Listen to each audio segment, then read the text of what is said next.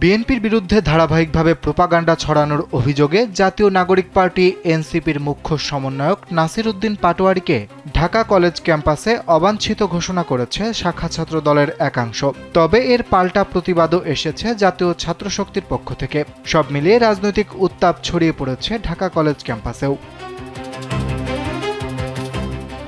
সোমবার সকালে ঢাকা কলেজের প্রশাসনিক ভবন, মূল ফটক সহ ক্যাম্পাসের বিভিন্ন স্থানে নাসির উদ্দিন পাটোয়ারীকে ঢাকা কলেজ থেকে অবাঞ্ছিত ঘোষণা লেখা পোস্টার লাগান ছাত্রদলের একাংশের নেতাকর্মীরা। পরে ক্যাম্পাসের স্বাভাবিক পরিবেশ বজায় রাখতে কলেজ কর্তৃপক্ষ পোস্টারগুলো অপসারণ করে। জীবন অবাক না করলে কে করবে? 28% মিল্ক ফ্যাটের অবাক করার সাথে ফ্রেশ মিল্ক পাউডার। জীবন অবাক করুক প্রতিদিন।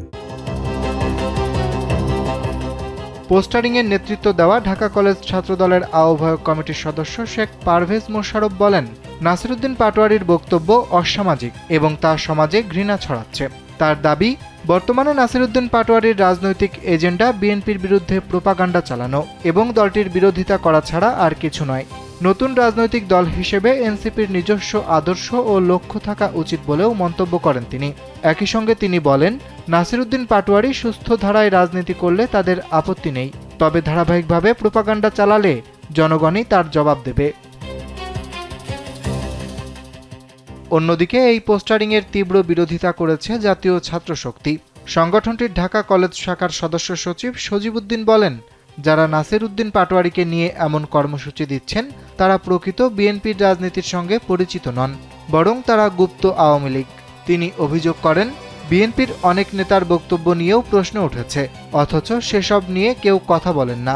তার ভাষায়, ঢাকা কলেজ কারও ব্যক্তিগত সম্পত্তি নয়, এখানে কাউকে অবাঞ্ছিত ঘোষণা করার অধিকারও কারও নেই। তিনি আরও অভিযোগ করেন, চাঁদাবাজির তথ্য ফাঁসের আশঙ্কা থেকেই কিছু ব্যক্তি এমন কর্মকাণ্ডে জড়িয়েছেন।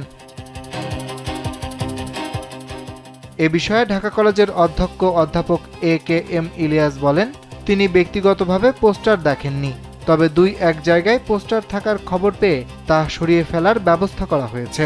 কোনোভাবেই ক্যাম্পাসের রাজনৈতিক পরিবেশ অশান্ত হোক সেটি কলেজ প্রশাসন চায় না বলেও জানান তিনি।